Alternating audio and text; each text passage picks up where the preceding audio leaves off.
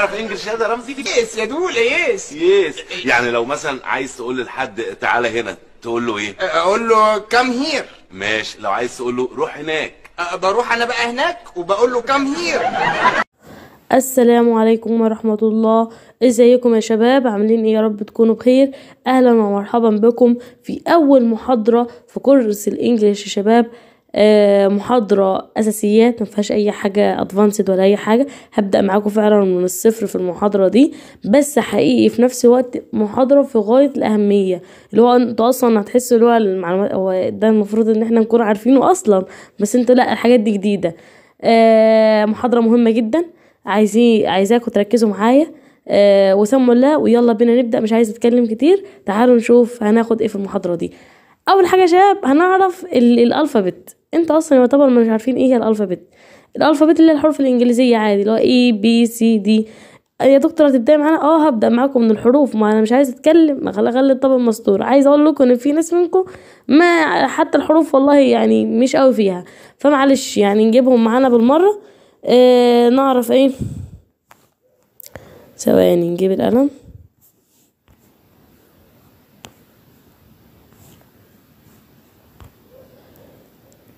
كده تمام.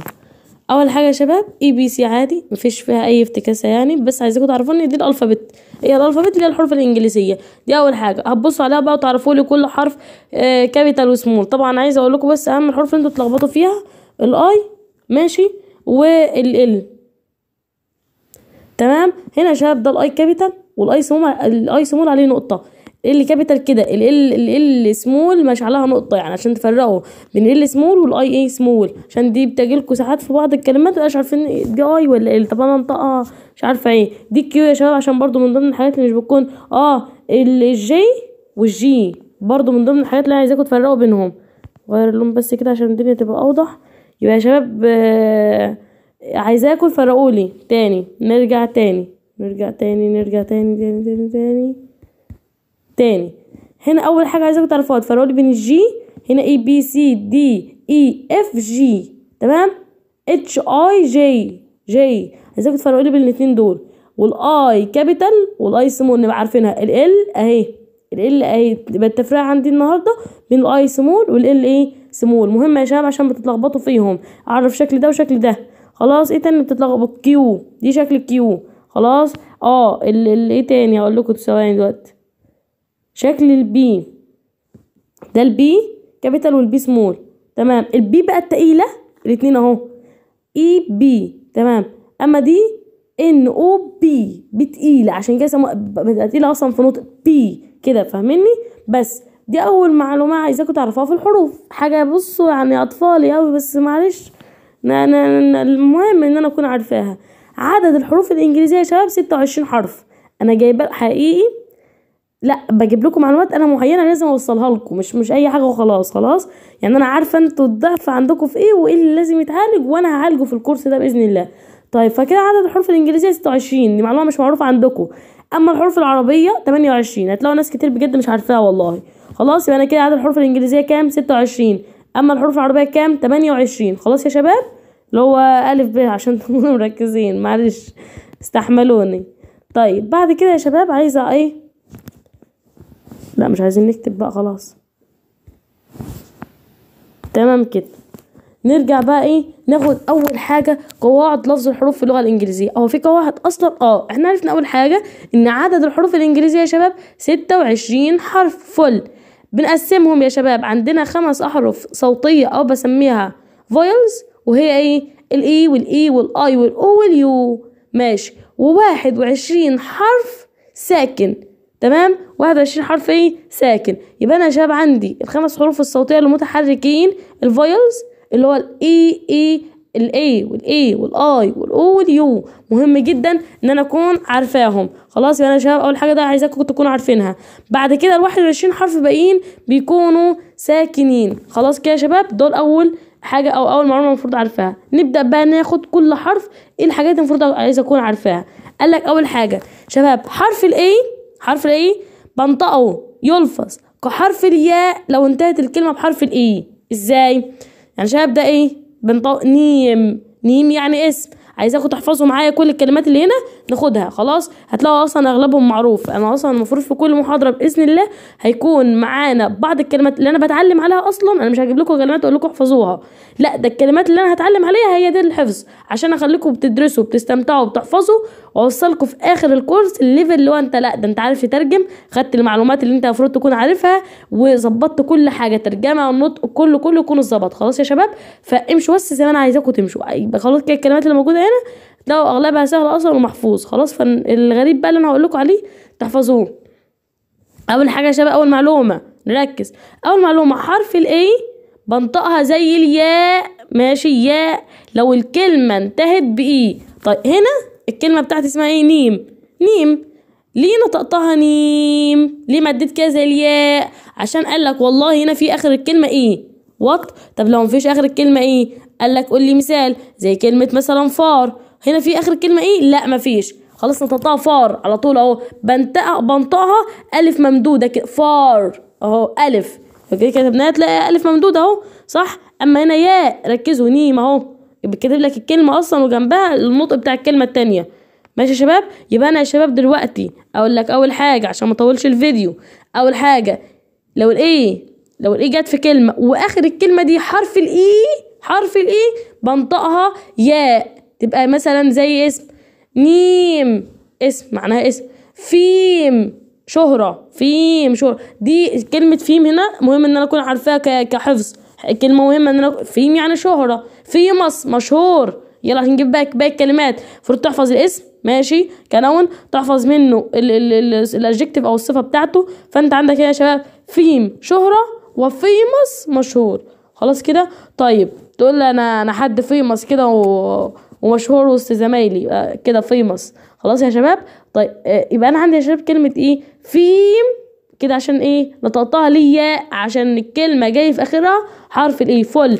طب لو ما فيش حرف الايه في الاخر، لو ما فيش هنطقها كالف ممدوده زي فار، ماشي، بعيد، حاجه بعيد او نائي يعني.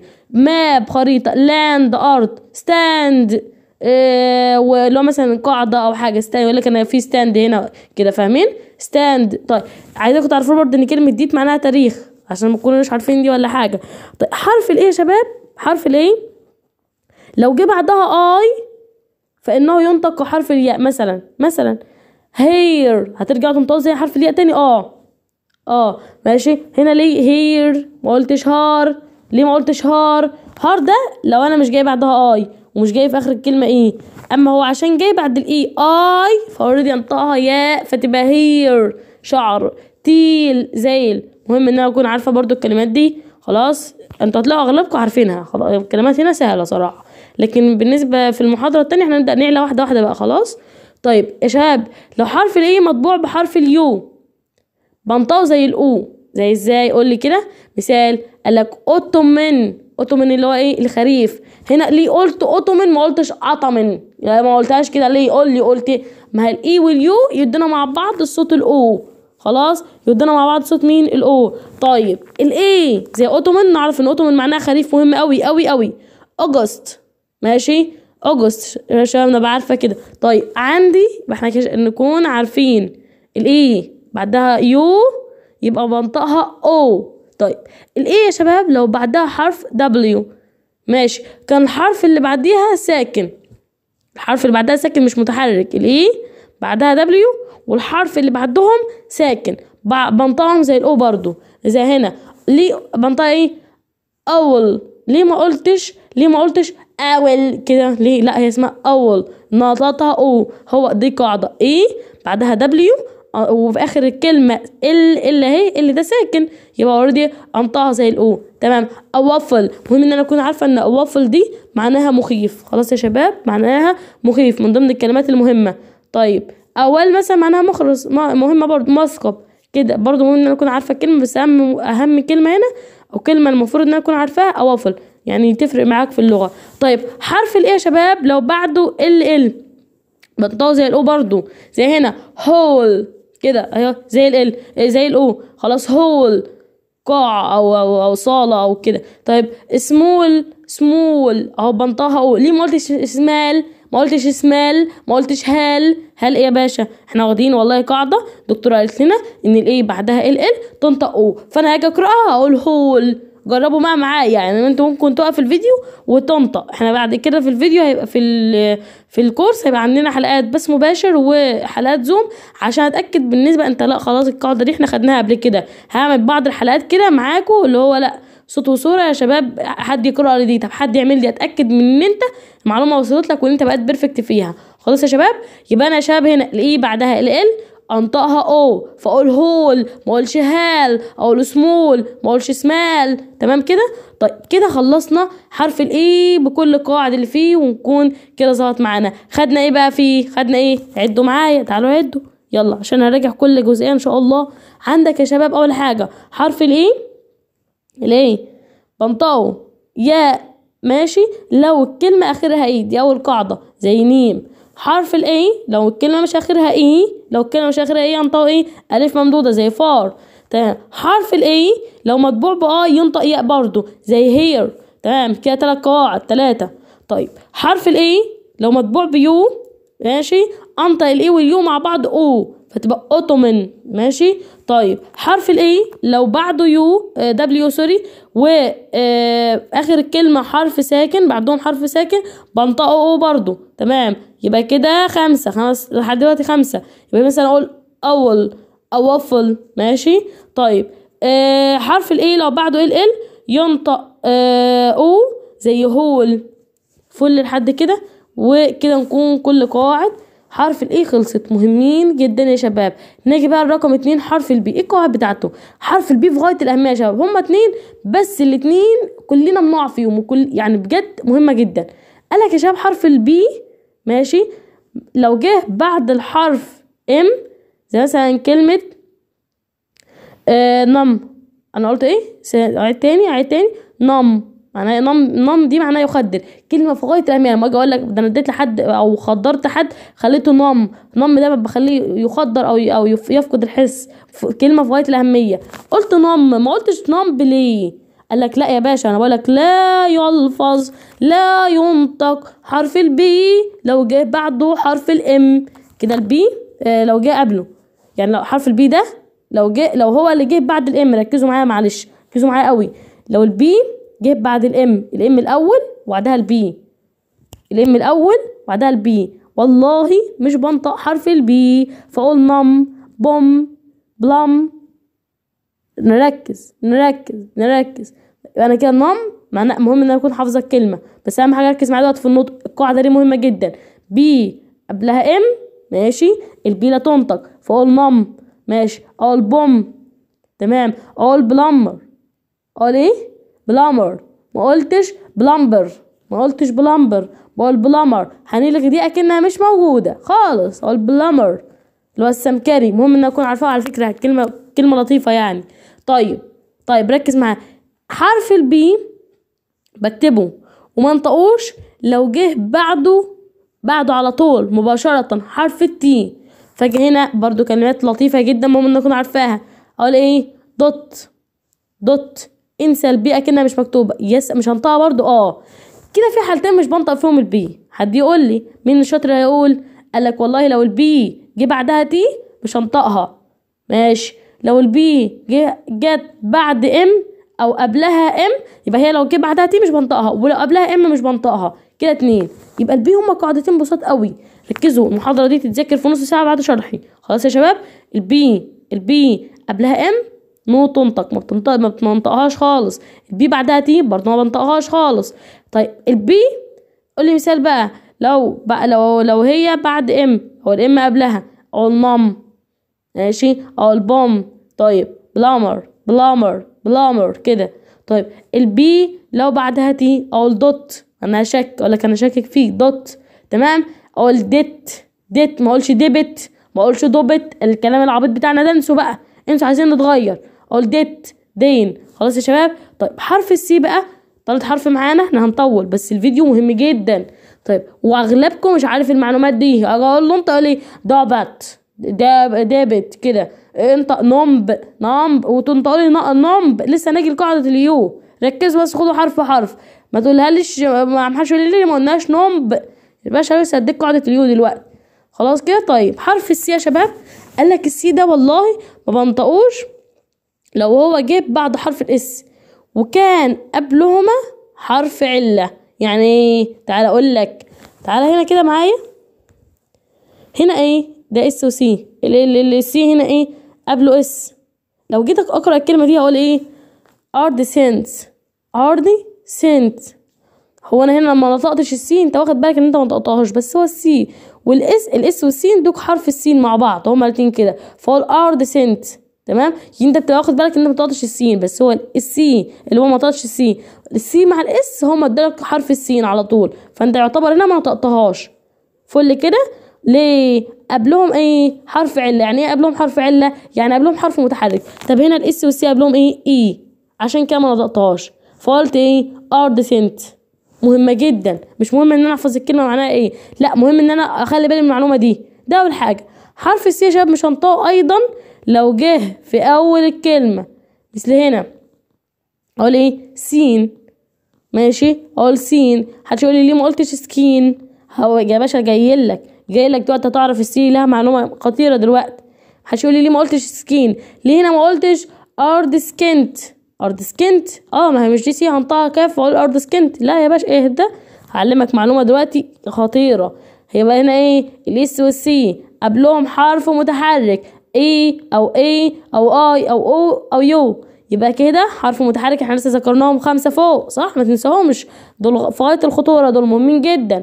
فاجي اقول هنا ايه؟ بنطق الاس والسي مع بعض يدوني سين، يعتبر ما بنطقش السي انت، بس هما الاثنين مع بعض سين. خلاص كده. طيب وبرده السي لو جاء اول الكلمه ماشي بعد الاس فاقول سين، ما بقولش سكين. ليه بقى؟ تعالى اقول لك المعلومه اللي جايه دي.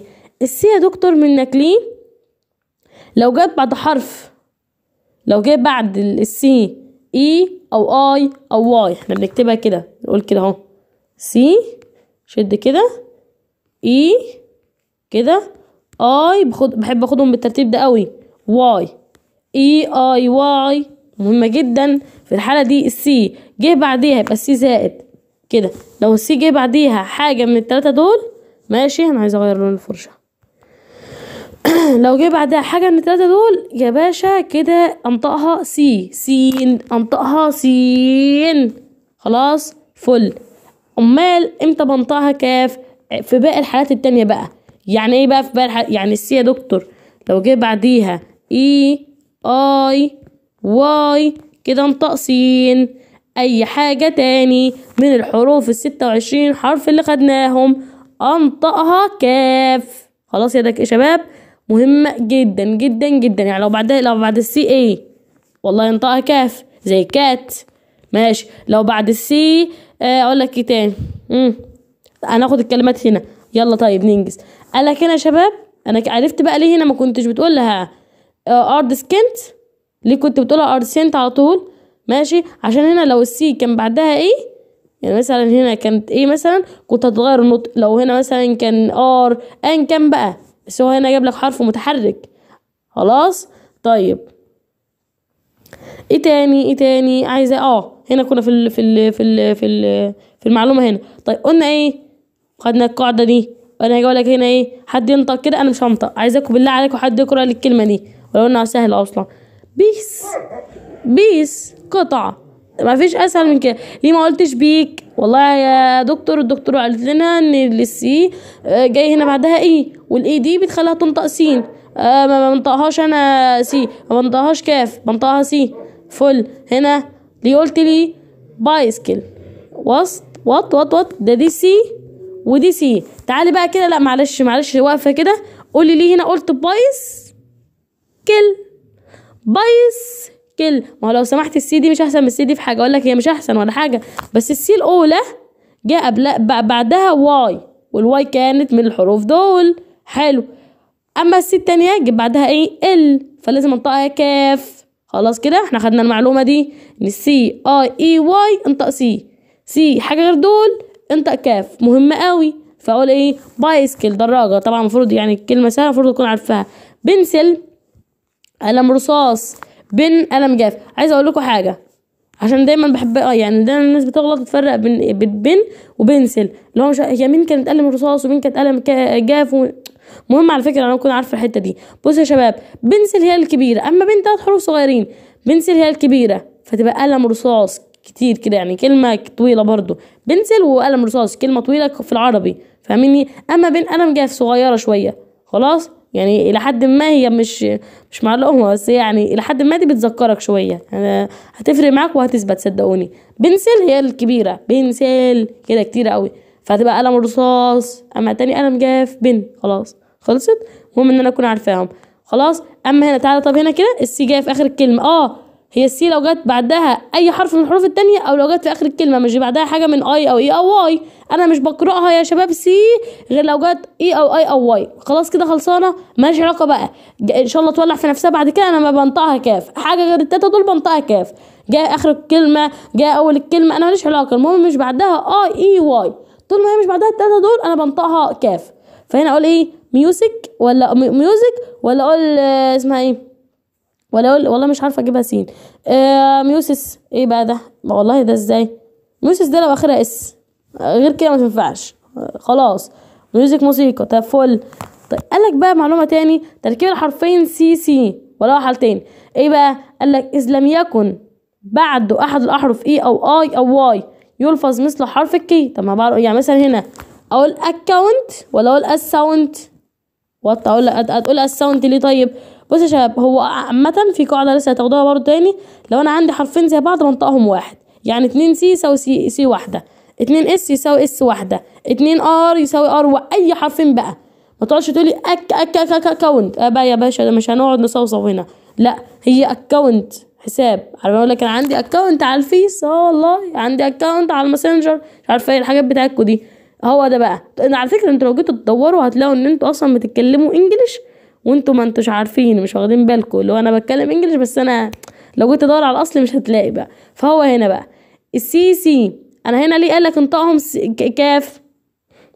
ماشي، قالك انطقهم كاف امتى؟ لو مش بعدهم دول. ما خلاص انا خلصت لك الموضوع فوق. المعلومه دي مالهاش اي لازمه. ليه؟ هي المعلومه دي لها لازمه في حاجه واحده، ان انا اعرف لو حرفين مع بعض. هي معلومه عامه عادي، لو 2 ورا بعض ينطقوا حرف واحد. 2 سي بسي واحده، 2 اس باس واحده، 2 ار بار واحده. حلو. هو بقى بقول لك طب 2 سي ورا بعض يبقى سي واحده. ماشي، ده اول معلومه. السي لو ما جاش بعدها حاجه من دول بنطقها كاف. ايه بقى الجديد؟ احنا عرفنا ده فوق. خلاص كده مفيش اي حاجه فيها خالص، مفيش مشكله. طيب اذا كان بعده دول ينطق الاول كاف. ليه بقى؟ هقول لك دلوقتي ينطق الاول كاف ليه والتاني اس. هنا اقول ايه؟ تعالى ثواني نجيب القلم. سبت. قسموا الكلمه كده اهو. في وايت بورد جايالي قريب، هظبط لكم الدنيا عشان الحاجات دي، عشان ببقى عايزه ادلعكم كده واقعد اشخبط لكم واعمل لكم حاجات عسل، وهنا مش بيبقى الموضوع مكفي يعني. فاحنا يا شباب هنا قلنا ايه؟ ماشي، تعالى نغير اللون. سبت لحد الاي والسي. ماشي. سبت. ليه نطقتها كده؟ ما قلتش اكبت، ما قلتش اسبت، ما قلتش حاجه من الاثنين دول. ليه؟ تعالى يا شباب كده ناخد القاعده، نرجع لاصل القاعده.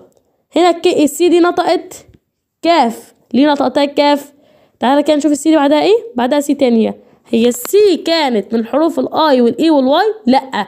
طب واحنا قلنا لو السي مش بعدها اي او اي او واي، بعدها اي حاجه تاني بنطقها كاف. بعدها هنا سي مش منهم، يبقى نطقها ايه؟ كاف. نجي للسي التانية، ركزوا معايا قوي قوي. اهو السي هنا بعدها ايه؟ حرف الاي، صح؟ السي هنا بعدها حرف الاي. انطق السي الاي ده ايه؟ من الاي والاي والواي. والله ايه اهو، يبقى انطقها ايه؟ سي. يبقى هنا اقول ايه؟ تساوي سي. يبقى اما اجي انطق هقول عشان الكاف. سيبت. اكسبت. فهمتوا بقى الدنيا؟ اكسيدنت، حادث. بقول لك حد عمل حادثه، اكسيدنت. خلاص شباب نركز، موضوع سهل جدا. لو جينا نمسك في كلمه اكسيدنت عشان يكون الموضوع ثابت تاني. خد اكسيدنت كده اهو، يا رب تكون واضحه. عايز اغير لي اللون اسود. هاتوا السي الاولى، بعدها ايه؟ سي تانية. السي من الاي والاي والواي؟ لا، يبقى تنطق كاف. شطاطير. السي التانية بعدها ايه؟ اي. هو الاي ده اي اي واي منهم، يبقى تنطق سي. اقرا بقى يا معلم، اقرا. اي اكسيدنت فول. شفتوا بقى ان الدنيا سهله والله، بس انتوا الانجليش ده حرفيا ادفع حاجه. عارفه انه مسبب عقده، مش عقده، ده حاجه اكبر من عقده كمان، مسبب عقده لناس كتير جدا جدا.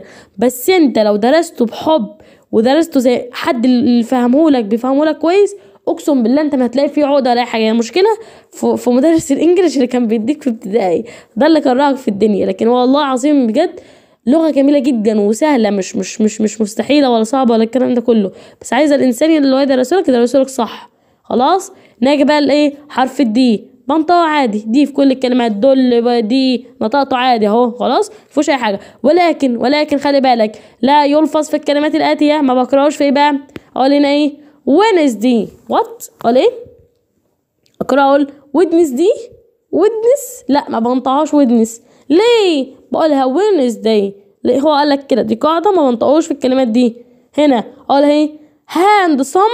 لا رجل وسيم. وما اقول على حد والله الواد ده حليوه ووسيم وفل قوي، اقول ايه؟ هاند صم. لا يا باشا، كمل بقى الوسامه بتاعتك وقول هان صم كده، عشان يبقى الوسامه تبقى حلوه بقى بجد.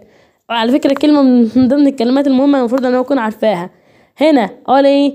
هان كرشف ولا اقول هاند كرشف؟ لا، هي هانكرشف كده، معناها منديل. برضو من ضمن الكلمات الجميله لما تكون قاعد في مطعم شيك كده، معلش والنبي ما هانكرشف من اللي جنبك ده، ما تقولوش هات لي هاند كرشف. لا معلش كده خلاص. حرف الدي ما فيهوش اي معلومات غير ان انت تبقى عارف بس هو بيتنطق عادي. دي او دول، دي، اد، فاد، راد، كل الحاجات دي كلها ماشي. بس الثلاث كلمات دول مهمين جدا لما بنطقش فيهم. خلاص كده. حرف الاي ماشي، بيجي عادي بنطقه يعني شويه ما بين الفتح وبين الكسر. ازاي؟ قولي كده. بد كده. ايه بد اهو، يعني ايه؟ تنت خيمه. تمام.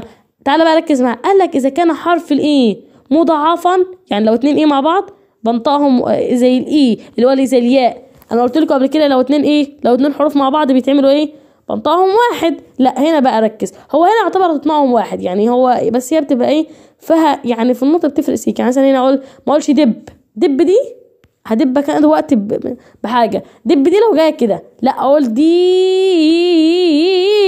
عشان جايب لي 2 ايه ورا بعض، فاقول ايه؟ ديب. ما اقولش دب.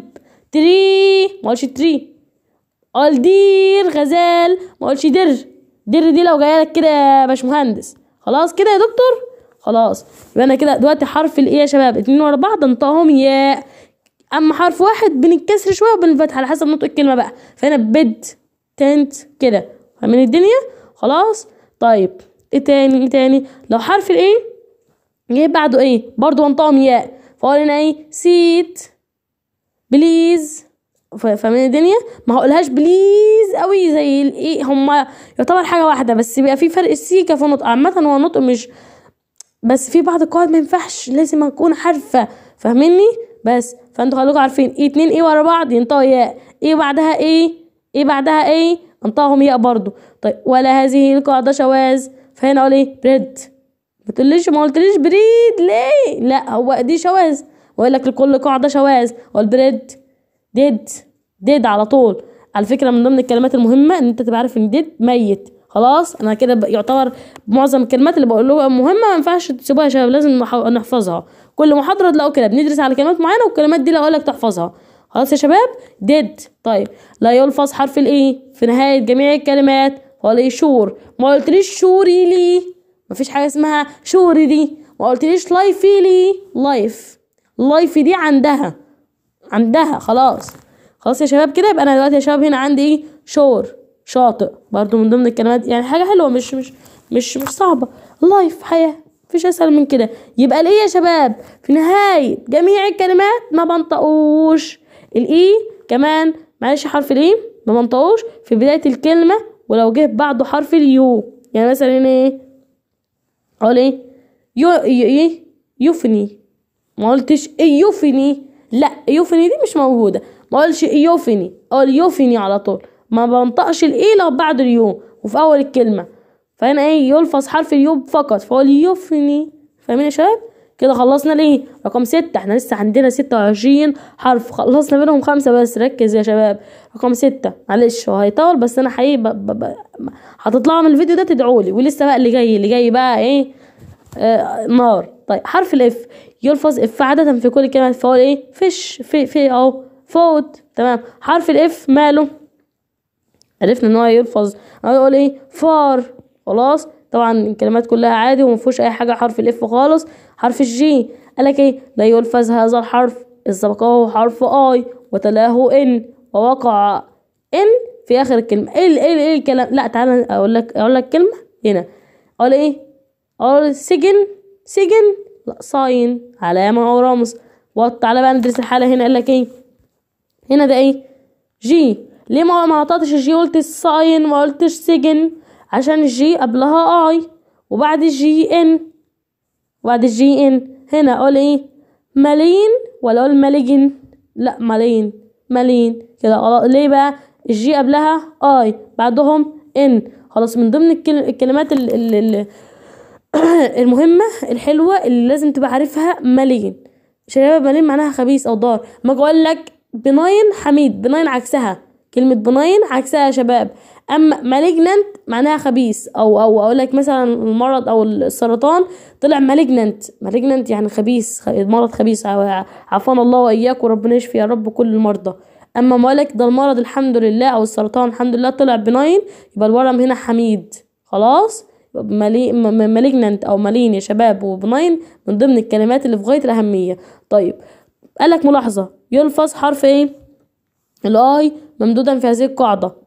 تمام. يعني هنا ايه؟ بقول ايه؟ مالين. ما قلتش مالين دي خالص. مالين دي لا، بنطقه ممدود في القاعدة دي. يعني القاعدة اللي الجي قبلها اي بعدهم ان مش بنطق الجي، ما بنطقش الاي عادي، بنطقه ممدود سيكا. هقول ايه؟ مالين صاين كده. فاهمين الدنيا؟ طيب قالك لا يلفظ ايضا اذا سبقه يو وتلاه ان. يعني هنا ايه؟ اقول ايه؟ ابيون. طبعا هنا سواء مثلا اطبق لكم قاعده احنا لسه دارسينها 2 بي. اقول ابيون ازاي يعني؟ لا ابيون على طول. طيب حلو. هنا في حرف مين؟ جي. ما نطقتش الجي ليه وقلت ابيوجن يا دكتور؟ لا مش هنقول ابيوجن، هنقول ابيون علشان هنا الجي قبلها يو وبعدها ان. معلش خلاص كده يا شباب. طيب لا يلفظ اذا جاء في اول الكلمه وتلاه ان. هنا اقول ايه؟ جانو لا نو. طب ليه نو؟ عشان الجي بعدها ان وجايه في اول الكلمه. مهمين جدا الجي، حواراته كترت معلش استحملوا. قالها كمان حرف الجي له نطقين، احيانا ينطق الجي الاصليه اللي هو ايه، واحيانا مصريه. هقول لك ثواني بس. لو جه بعده احد احرف الاي او الاي ينطق كالجي الاصليه، ولو جه بعده اي حرف تاني بنطقه المصريه عادي. يعني مثلا هنا يا شباب اقول ايه؟ هنا ايه؟ جينيروس. تمام. هنا اقول ايه؟ ستينجي. ليه بقى؟ ثواني بس. وسيب بكرة بقى لبكرة، ده لو تسعى هتلقى الدنيا جايالك.